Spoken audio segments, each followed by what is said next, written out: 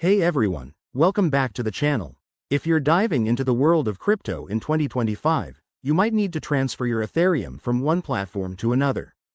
Today, we're breaking down how to send Ethereum from Uphold to Binance step by step.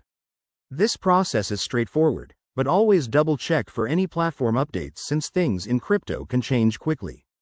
Why do this? Well, Binance offers more trading options, and Uphold is great for holding, so moving assets between them can supercharge your crypto strategy.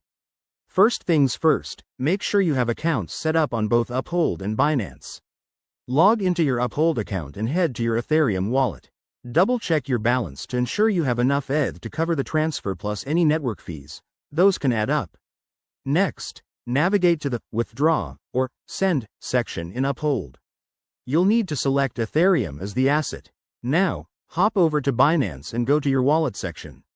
Find the deposit option for Ethereum and copy the wallet address provided. This is crucial. Paste it carefully into Uphold to avoid any mishaps.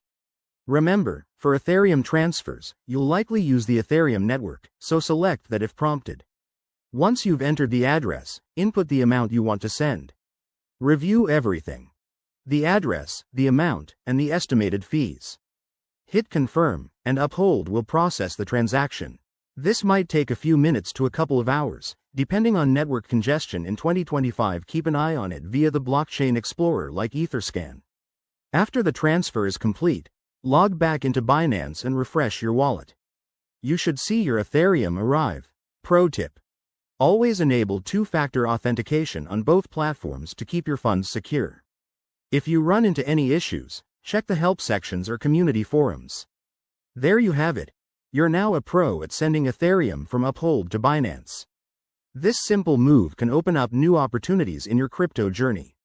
If you found this helpful, smash that like button, subscribe for more guides, and drop a comment below if you have questions.